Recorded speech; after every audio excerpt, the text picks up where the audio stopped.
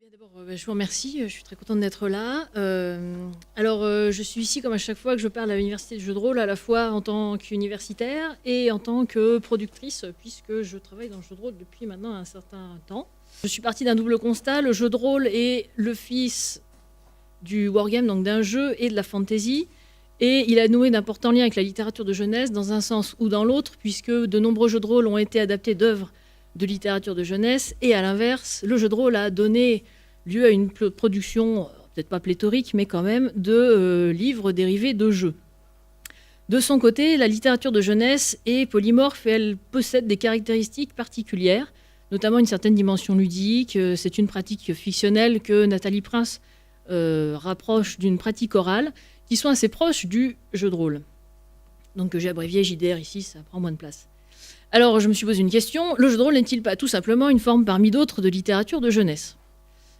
Et ma première réponse a été « mais non ». En fait, au vu du marché, quand on va sur les conventions, on voit finalement assez peu de jeunes et le public a tendance à vieillir, même si à l'origine, il était plutôt jeune. Et pareil, ces productions se font de plus en plus proches de thématiques adultes qui sont plus proches finalement des séries télévisées que de ce qu'on peut rencontrer en littérature de jeunesse, quoique souvent on a des chevauchements extrêmement bizarres. Donc ma deuxième hypothèse est un peu plus nuancée. Je me suis demandé si le jeu de rôle n'a pas été pensé originalement comme une forme de lecture et de jeu tournée vers la jeunesse, et je pense qu'il en a gardé une série de traits distinctifs qui le rapprochent de la littérature de jeunesse, d'où mon positionnement théorique. Et donc je vais plutôt parler de jeu de rôle que de littérature de jeunesse, puisque je ne suis pas spécialiste, mais travaillant sur la littérature de l'imaginaire, forcément on flirte toujours avec la littérature de jeunesse. Donc mon plan est en 3 parties, c'est très original. D'abord, donc, je vais essayer de soulever les traits pragmatiques communs, les traits matériels et enfin des traits poétiques. Je fais une petite remarque méthodologique, comme je ne suis pas spécialiste de la littérature de jeunesse, je m'inspire très fortement, en fait, je pars de citations ou de grandes idées de Nathalie Prince, donc dans son ouvrage théorique sur la littérature de jeunesse, puisqu'en fait, je me suis trouvée à le lire par hasard. Enfin, pas complètement par hasard, parce que j'avais bien vu qu'il y avait un colloque sur la question. Et au fur et à mesure de sa lecture, j'ai fait des bonds en me disant que quand même, il y avait des traits communs qui étaient assez impressionnants. Donc c'est en fait finalement le résultat de mes réflexions que je vais développer ici. Alors un premier trait commun, c'est celui de l'interactivité. Nathalie Prince dit « c'est ici le destinataire qui fait l'œuvre », comme souvent dans la littérature, je ne vais pas refaire écho, comme si la littérature de jeunesse était interactive, consacrant cette subjectivité enfantine vers laquelle la littérature de jeunesse a toujours semblé tendre. Alors par essence, le jeu de rôle est une activité interactive, dans la mesure, en fait j'ai été un peu vite, dans la mesure où il y a interactivité entre le produit que vend l'éditeur et le meneur de jeu qui va lui-même faire sa propre sauce, et ensuite la pratique orale et pragmatique du jeu de rôle autour de la table, où finalement l'histoire qui est proposée par le meneur est explorée, modifiée, voire radicalement changée par les joueurs autour de la table. Et Nathalie Prince, à un moment, donne un portrait de l'enfant pendant la lecture que j'ai trouvé assez savoureux. L'enfant adopte une activité excentrique, extravagante, exagérée. Il n'écoute pas l'histoire, il réagit de manière originale et propre. Bon, ça, c'est pour le petit. Quoique. Sinon inattendu à celle-ci, il s'intéresse et s'attarde selon son rythme à des détails sans considération de la diégèse de l'ordre de la filiation. Et alors, ce que j'ai trouvé assez drôle, c'est que finalement, ce portrait de l'enfant ressemble à celui du joueur turbulent, celui qui n'écoute pas, a une activité excentrique, extravagante, et même du joueur en général, les joueurs ont quand même une fâcheuse, ça dépend comment on prend la chose, mais ils ont tendance souvent à s'attarder sur des détails de l'histoire, de temps en temps passant à côté de l'histoire en elle-même, à faire des gros plans sur des détails, et donc finalement à s'intéresser à des choses qui n'ont pas forcément de rapport avec l'histoire de départ. Voilà. Alors ma deuxième caractéristique, c'est l'énonciation double, que j'ai trouvée très intéressante.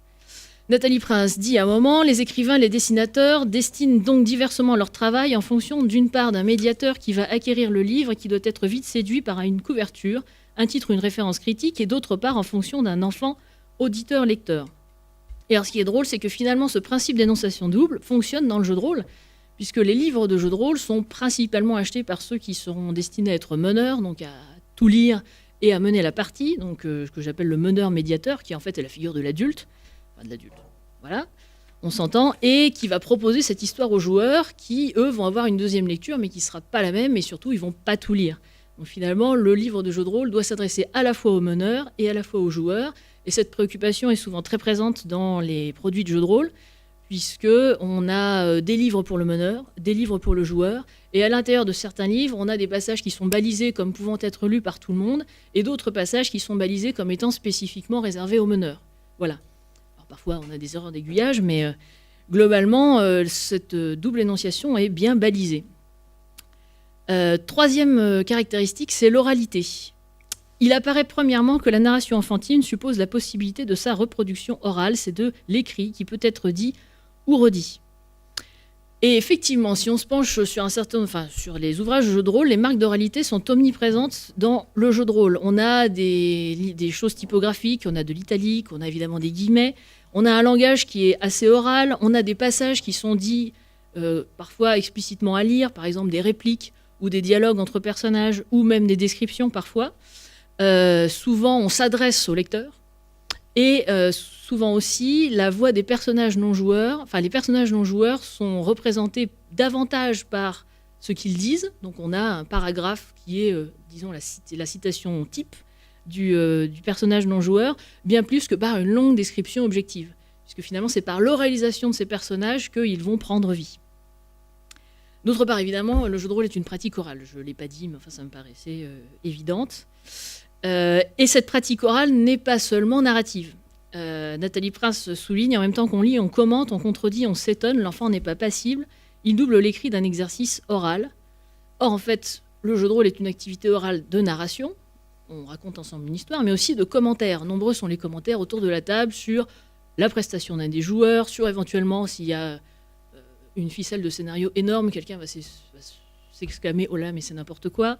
On a des commentaires sans fin sur les règles. Bref, le jeu de rôle qui, dans sa forme la plus pure, devrait être une activité orale, est aussi une activité métadiscursive de commentaires. On commente ce qu'on est en train de faire. Et en cela, et je reviendrai sur cette notion, j'ai trouvé que le jeu de rôle, comme la littérature de jeunesse, se rapproche de l'art de la narration théorisé par Walter Benjamin. J'ai trouvé ça dans l'article de Hans Eno Ewers. Et je reviendrai alors d'abord pour cette oralité et ensuite je reviendrai à la fin pour la sécurité métaphysique que procure ce type d'univers. Troisième trait pragmatique, la performance et la publicité. Publicité au sens de public. La littérature de jeunesse ne suscite pas de lecture immédiatement solitaire et silencieuse, elle est volubile, disserte, bavarde, c'est une lecture polyphonique, publique et donc, je le rajoute, une performance. Alors évidemment, la lecture orale et publique en fait est souvent utilisée dans le jeu de rôle. On lit, donc je l'ai dit, des passages du livre, des descriptions, on lit des dialogues, mais parfois aussi on lit des listes d'équipements ou des points de règles ou des points de l'univers autour de la table. Donc il y a régulièrement des passages de lecture orale tous ensemble. Et une partie de jeu de rôle est par essence aussi une performance unique. Ce qui fait que même si, alors on ne l'a jamais fait, enfin je ne crois pas, on réunissait le même groupe de joueurs avec le même meneur autour du même scénario, de toute façon, je pense qu'on aurait deux scénarios radicalement différents. Alors, tout meneur qui a fait jouer plusieurs fois le même scénario à un groupe de joueurs différents a déjà pu faire cette expérience très troublante, qu'en fait, on n'a pas du tout joué la même chose. Mais je pense que même en faisant des conditions d'expérience, en reprenant exactement les mêmes personnes, on aurait deux performances qui n'ont rien à voir. Ce serait une expérience intéressante. Et enfin, ça c'est la dimension publique un peu plus large encore, le jeu de rôle a de plus en plus une dimension publique puisque ses parties font aussi l'objet sur des forums, des sites ou pendant les conventions de récits. C'est-à-dire qu'un certain nombre d'ouvrages sont commentés et on a même des récits de parties sur des forums ou des blogs qui se déroulent au fur et à mesure. Donc tout cela prend une dimension publique assez large. Donc ça c'était pour mes traits pragmatiques. Alors ensuite, on a des points de ressemblance très forts entre les supports. Les supports de la littérature de jeunesse et du jeu de rôle, alors évidemment du jeu de rôle, sont des supports ludiques. La littérature de jeunesse joue sur les formes, les matières, elle fait des montages, on a des livres pliages et parfois on a même des objets insolites qui sont glissés avec le livre. Évidemment, le jeu de rôle dans sa forme la plus traditionnelle a évidemment un support ludique, un écran, des dés et des fiches de personnages, qui sont normalement fonctionnels, mais fonctionnent très vite comme un objet ludique sur lequel on griffonne, on dessine, on écrit des jeux de mots, etc. Et à l'origine, et parfois dans certaines versions de jeu, ça dépend, on a aussi évidemment des figurines et des plans. L'objet livre du jeu de rôle, en fait, est aussi souvent conçu comme un support ludique, à savoir qu'il devient souvent un artefact fictionnel, selon la définition de Richard Saint-Gelais, puisqu'il abrite souvent des facsimilés de rapports d'autopsie, de témoignages, de journaux intimes, etc. Ce qu'on appelle des aides de jeu, qui sont donc des faux objets sortis du monde fictionnel. Donc pareil, je sais pas moi, des tickets de teinturerie, des boîtes d'allumettes, des journaux intimes. Qu'est-ce que j'ai comme exemple? Des plans, vous savez, la carte au trésor, quoi, tout ça. Et on a même des livres qui sont parfois sortis du monde ludique. Je pense par exemple à la collection Ouroboros de Mnemos, qui a sorti des guides de cités qui étaient nés à la base de livres, d'ouvrages de jeunesse, on peut discuter, et qui ont donné lieu à un jeu de rôle. Et le jeu de rôle lui-même a donné lieu à un guide de cette ville imaginaire. Donc je pense par exemple à Abîme ou à Kadat pour l'œuvre de Lovecraft. Donc l'objet livre même du jeu de rôle se veut ludique, on joue avec. On peut penser par exemple à la deuxième édition de Néphilim, où en fait l'intégralité du livre est traitée comme un gigantesque recueil de facsimilés. Donc on n'a que de l'écriture subjective en facsimilé. Et le jeu de rôle connaît aussi une multiplication des supports ludiques, en plus de la base traditionnelle dont j'ai parlé tout à l'heure, et des goodies. On a des jeux de cartes, et des jeux de cartes qui ne sont pas forcément les jeux de cartes traditionnels, qui les imitent, mais qui sont ressemblants, mais pas tout à fait. On a des plateaux pour poser ses cartes, pour pouvoir jouer avec. Et puis on a l'envahissement du monde réel par toutes ces goodies. On a des bijoux. Je pense à l'édition des Lames du Cardinal, donc c'est le jeu de rôle qui est tiré des romans de Pierre Pével, où dans la boîte collector, on a une chevalière qui est la chevalière des Lames du Cardinal. Donc les gens peuvent se trimballer avec leur chevalière. Ça fait très objet de reconnaissance entre rôlistes. Ou la Besace, la réédition d'une grande campagne pour l'appel de Cthulhu, s'est retrouvée emballée dans une très belle besace en cuir avec juste un pentacle. Alors, effectivement, c'est pas très discret. Mais une très belle besace, en fait, dont beaucoup de gens se servent dans la vie courante après. Alors évidemment, ça fait aussi signe de reconnaissance rôliste. Donc par exemple, l'exemple de support ludique, donc je vous parlais des Lames du Cardinal, voilà la boîte collector, elle est bleue. Et donc vous avez tout au fond l'écran, non, j'ai pas de flèche. Tout au fond l'écran, par devant, on voit il y a des cartes d'un tarot. Alors, c'est pas vraiment le tarot, ça reprend un peu le tarot, mais c'est pas tout à fait lui. Il y a des noms différents. Vous voyez qu'on a des jetons, et puis on a les livres de jeux de rôle, et il y a même un plateau sur la gauche, et une carte du Paris de Pierre Pével, qui est à peu près le Paris du 17e, enfin à peu près. Voilà, donc dans une boîte, on se retrouve avec un large éventail d'objets ludiques qui n'ont pas forcément... qui n'était pas forcément indispensable à la pratique du jeu de rôle, mais voilà, on ludicise les choses. Et je vous ai mis la fameuse chevalière. Voilà, donc véritable chevalière des lames qu'on peut se procurer avec du vrai argent, tout ça, et porter dans la vraie vie. Alors, deuxième chose, deuxième point de contact des objets littérature de jeunesse et jeux de rôle, ce sont les illustrations. Nathalie Prince souligne l'image illustratrice peut apparaître comme l'une des spécificités de l'écriture jeunesse, et elle dit plus loin, l'album, elle fait une énumération, l'album, la bande dessinée, le pop-up ou livre à système, les imagiers et autres abécédaires, même les romans se laissent généralement illustrer, et la plupart des livres pour enfants comportent des images. Donc effectivement, l'image est importante pour le jeune lecteur à plusieurs seuils. On a le lecteur non lisant qui se raccroche aux images, on a le lecteur semi-lisant, pour qui l'image est finalement un aide-mémoire aussi, pour arriver à reconstituer ce qu'il arrive à lire, ce qu'il n'arrive pas à lire. Et puis pour celui qui sait lire, l'image est tout simplement une détente. Et puis c'est également une éducation esthétique. Et un seuil informatif et séducteur. Le jeu de rôle, lui, s'adresse à des lisants, à quelques exceptions près quand on fait du jeu de rôle pour les tout petits. Mais l'importance et la fonction des illustrations sont en fait assez similaires, ce qui est assez troublant. D'abord, on a l'effet seuil que constitue la couverture. Donc, il est le même. La couverture doit être à la fois informative. À quoi est-ce qu'on va jouer? Il faut qu'on ait quand même une vague idée et qu'on ne soit pas complètement trompé par l'extérieur. Et séducteur, puisque finalement, dans une boutique, on peut feuilleter le livre, mais comme il fait souvent 300 pages, il est quand même très difficile de se faire une idée de ce qu'il y a dedans. Et parfois, on achète des choses sur la couverture, un peu comme tout lisant. Les illustrations aussi sont centrales dans le jeu de rôle puisqu'elles facilitent le travail de l'imagination du meneur, puisque quand le meneur lit les livres de jeu de rôle, il doit se tailler une représentation du monde, donc il cède des images.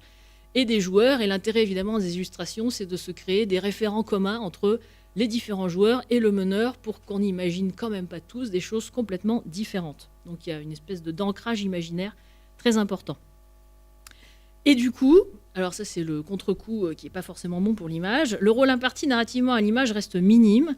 L'image est là pour expliciter ou clarifier un texte qu'elle se contente ainsi d'accompagner, de seconder.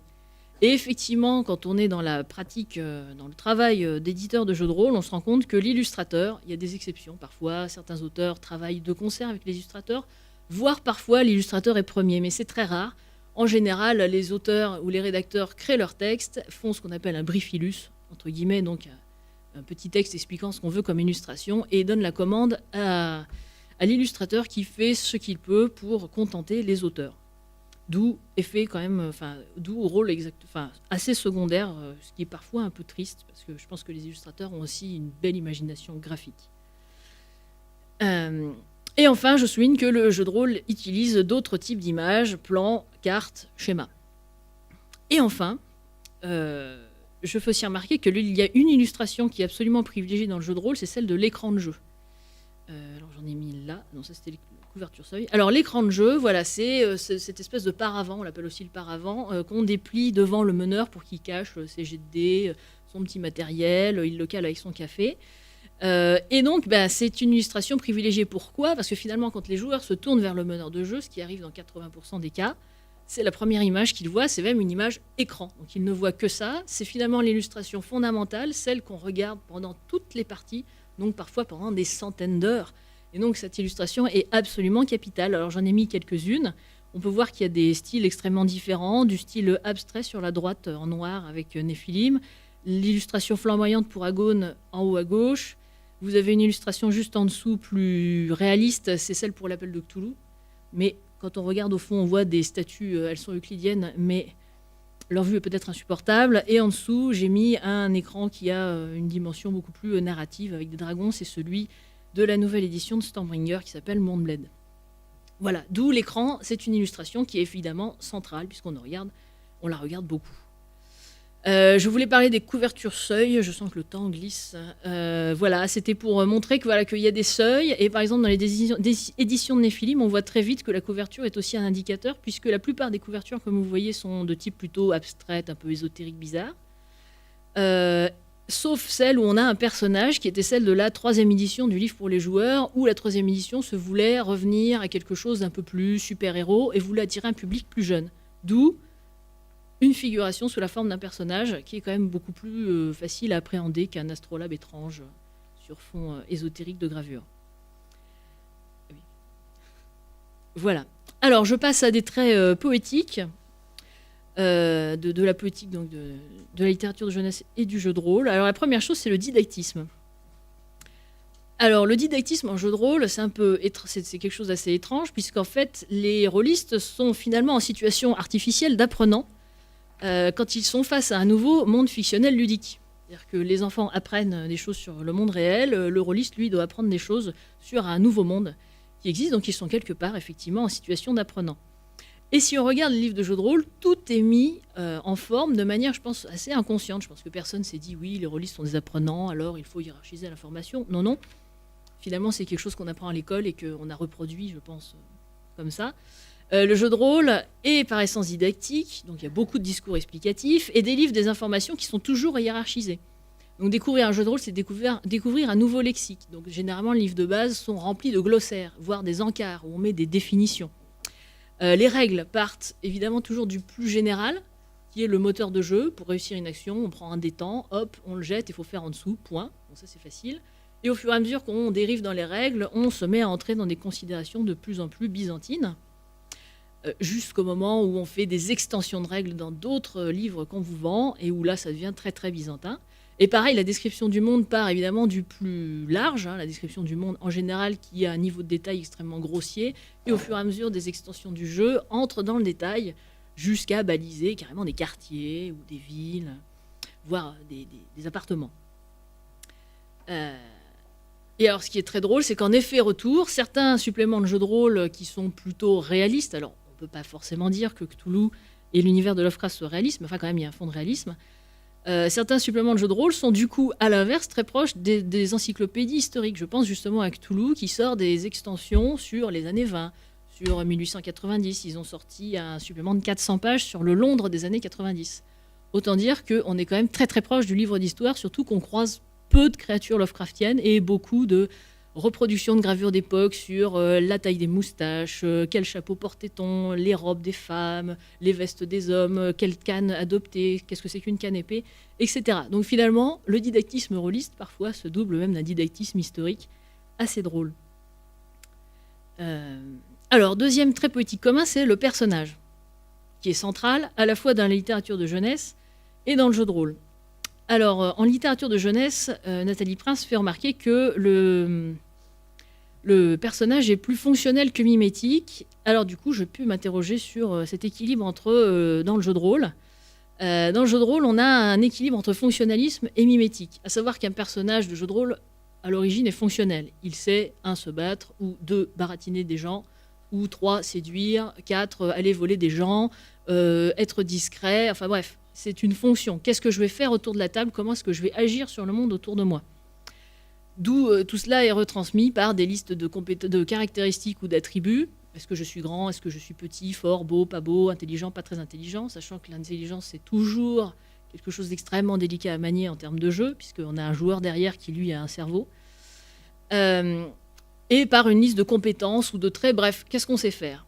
Par ailleurs, le personnage de rôle, on lui impose aussi quand même une certaine enveloppe mimétique. Qui je suis, comment je m'appelle, c'est indispensable. Quand est-ce que je suis né, quel est mon passé, quelle personne connaît. Enfin bref, un personnage de rôle, c'est aussi une fiche d'état civil à la Balzac. Et donc on est dans un équilibre. L'équilibre étant, à mon avis, trouvé lorsque le fonctionnalisme, enfin quand le mimétisme renvoie du fonctionnalisme. Par exemple, dans Vampire, vous avez des traits de caractère principaux, qu'on appelle la nature, et quand vous jouez votre nature, vous regagnez des points de volonté qui vous permettent de faire de meilleurs jets.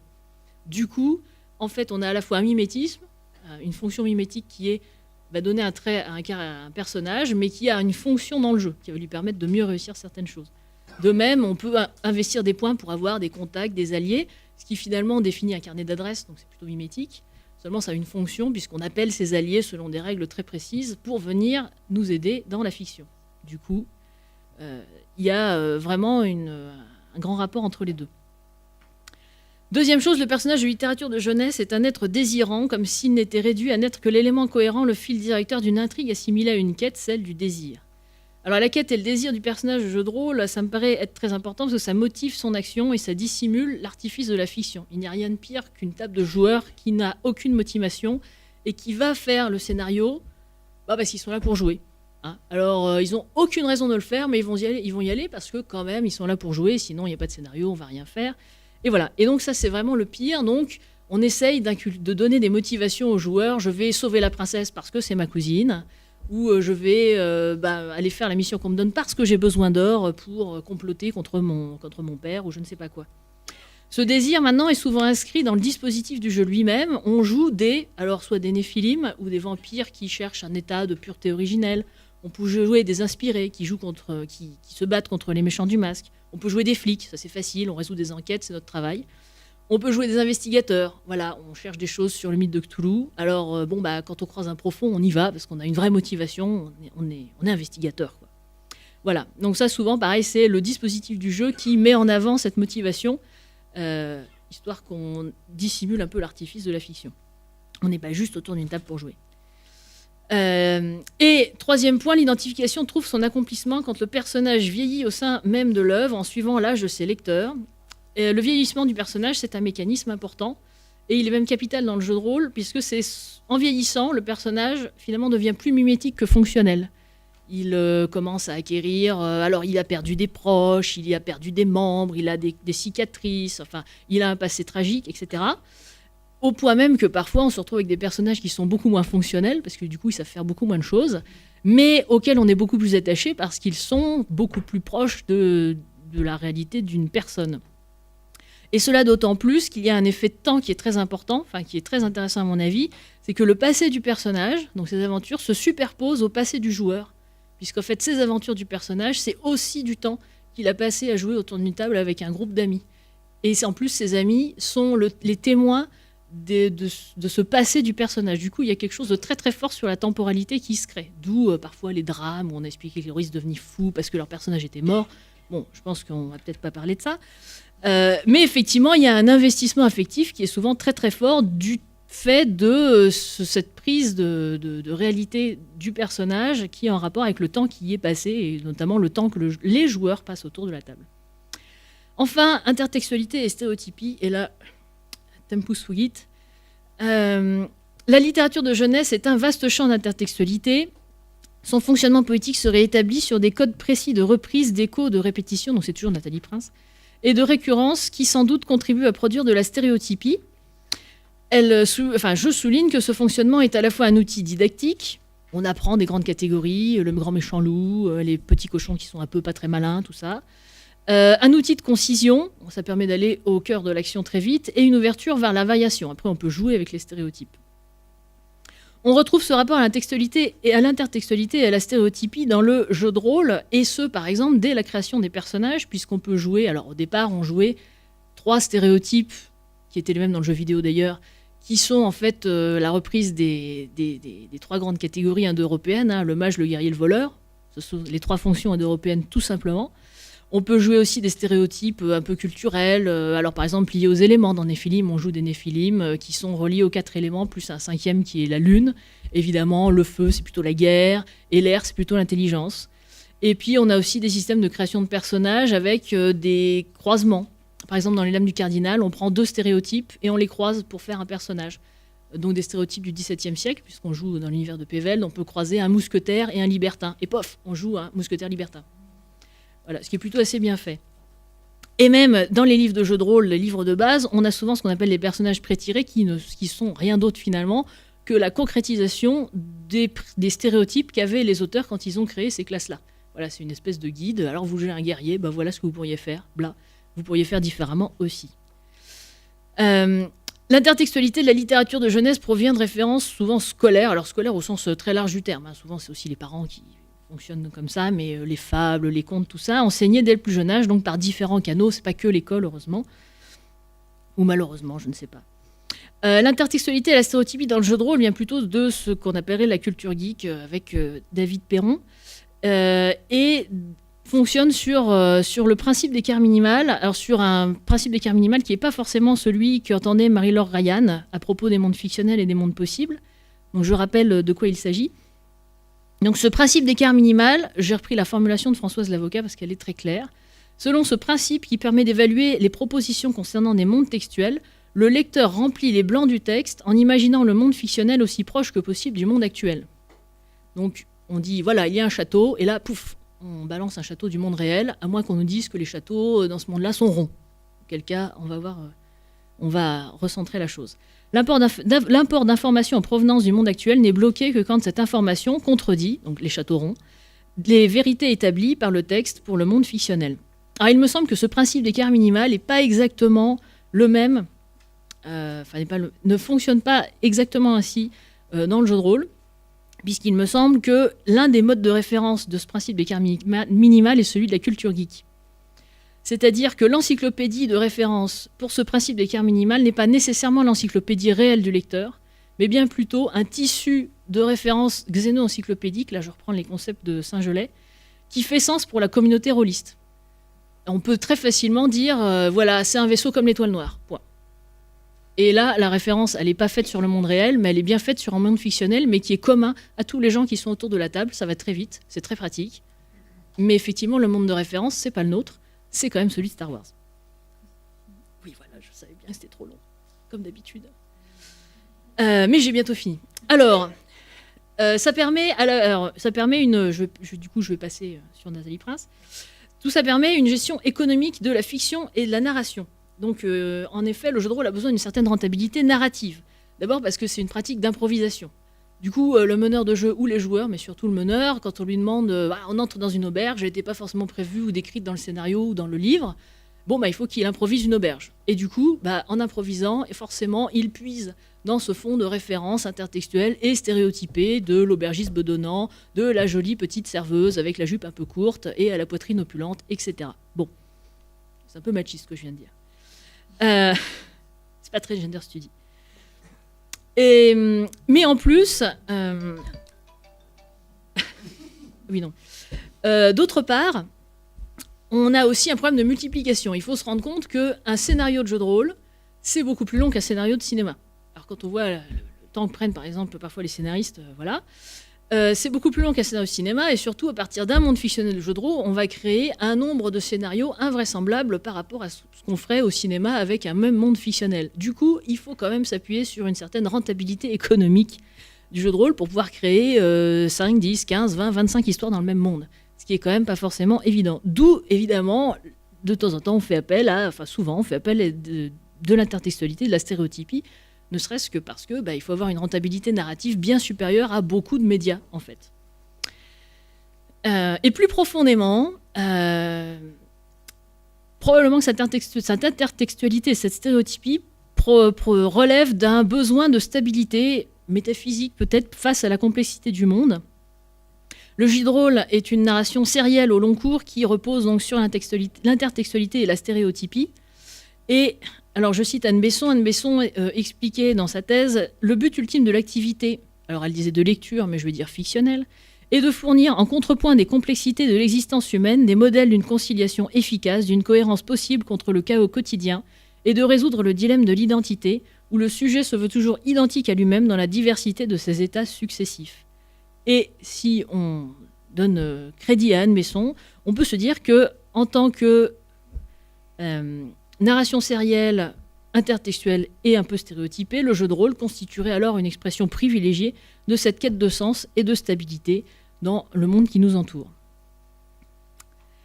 Et du coup, je reviens à Walter Benjamin. Par ce fond de sécurité métaphysique, le jeu de rôle, comme la littérature de jeunesse, appartiendrait bien à la catégorie de ce qu'il appelle l'art de la narration et qu'il oppose au roman moderne, bourgeois, qui naît au XVIIe, XVIIIe, XIXe siècle, surtout XIXe.